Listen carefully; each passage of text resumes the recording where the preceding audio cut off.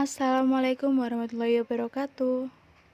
Selamat siang teman-teman. Pada kali ini saya akan menjelaskan mengenai biolistrik, saraf dan jantung.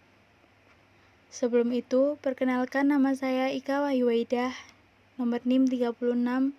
Pada video kali ini, saya akan menjelaskan mengenai biolistrik, saraf dan jantung. Morfologi syaraf. Sistem saraf adalah suatu struktur yang terdiri dari komponen-komponen sel saraf atau neuron.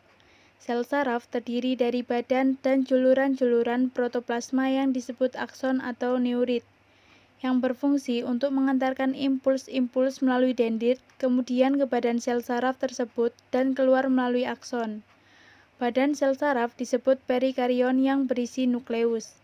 Di dalam sitoplasma perikarion terdapat bahan-bahan yang disebut substansi nisel. Selanjutnya, simpanan mielin yang berkeluk-keluk disebut nodus Ranvier. Di dalam saraf perifer, akson dan dendrit tergabung dalam berkas-berkas jaringan ikat disebut endoneurium. Berkas ini tergabung menjadi berkas yang lebih besar disebut epineurium. Apabila sebuah akson terputus, maka bagian yang terputus hubungannya dengan korion akan mengalami degenerasi. Akson dan simpanan mielinnya akan berdegenerasi. Di luar susunan saraf terdapat selubung kedua, di luar selubung mielin yang terdiri dari sel-sel squam. Sel-sel squam ini akan berproliferasi membentuk kolom-kolom. Dari ujung sentral akson akan tumbuh masuk dalam kolom-kolom ini. Next ke mekanisme depolarisasi, repolarisasi potensial aksi, dan perambatan potensi aksi. Di sini ada gambaran grafik potensial aksi. Selanjutnya, ini ada skema grafik potensial aksi.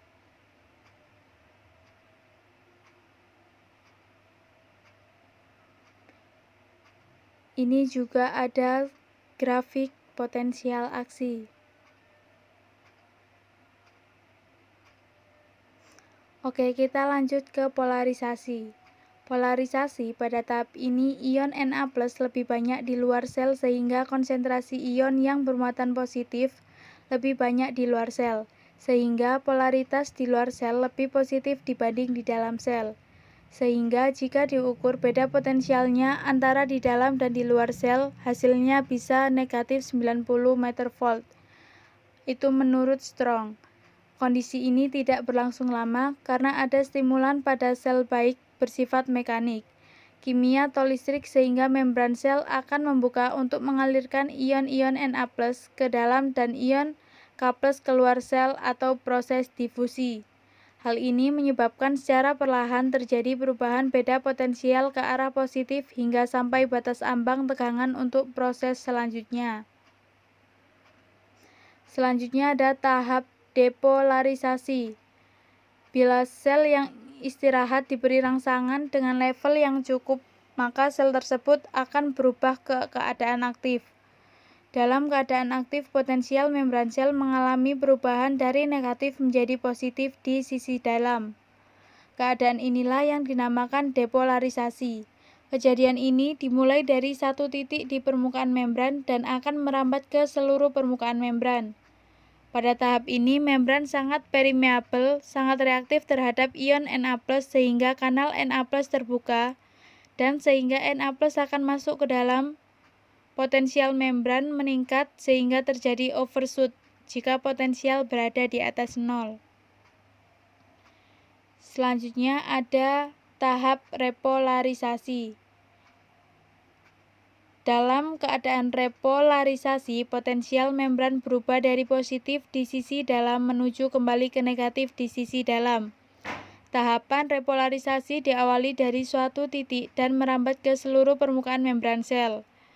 Bila seluruh membran sel sudah bermuatan negatif di sisi dalam, maka dikatakan sel dalam keadaan istirahat atau keadaan polarisasi kembali dan siap untuk menerima rangsangan berikutnya. Pada tahap ini, kanal Na+ mulai tertutup kanal ion K+ terbuka dan ion K+ keluar sehingga membran potensial kembali ke fase istirahat. Selanjutnya ada hiperpolarisasi.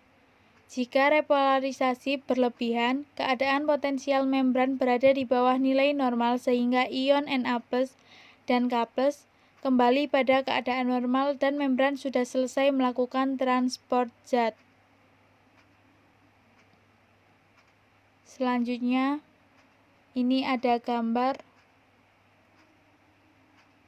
yang bisa kalian pahami sendiri ya, teman-teman.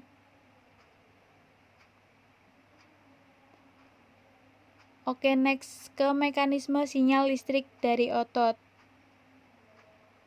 Sebuah otot terdiri dari banyak unit motorik. Satu unit motorik terdiri dari satu cabang neuron dari batang otak atau korda spinalis dan 25-2000 serat otot yang berhubungan dengannya melalui motor end plate.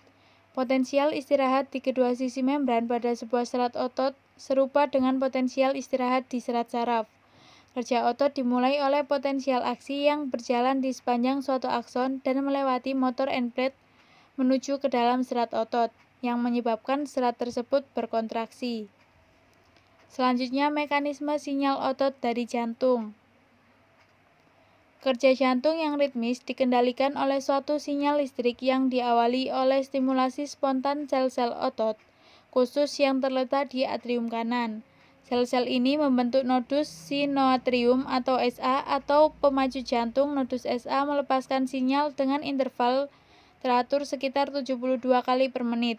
Namun, kecepatan pelepasan sinyal ini dapat meningkat atau menurun bergantung pada saraf yang terletak di luar jantung sebagai respons terhadap kebutuhan tubuh akan darah serta rangsangan yang lainnya.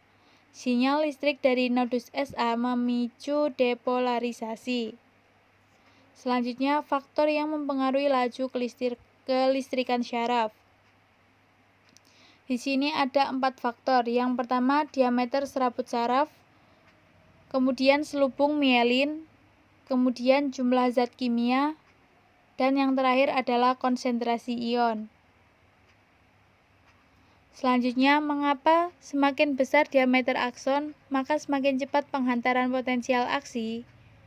Nah, hal ini dikarenakan karena tahanan terhadap arus listrik berbanding terbalik dengan luas penampang kabel yang menghantarkan arus tersebut.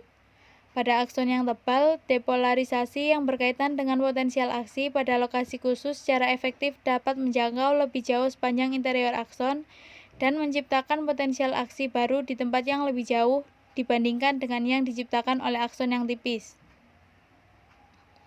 Selanjutnya, skema mekanisme penghantaran impuls pada lengkung refleks saraf.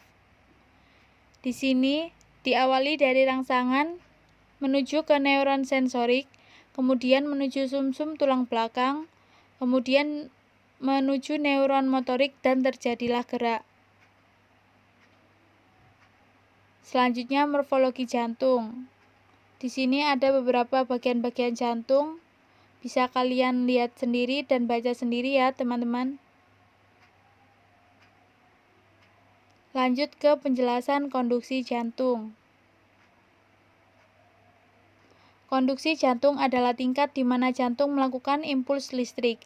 Impuls ini menyebabkan jantung berkontraksi dan kemudian relaks.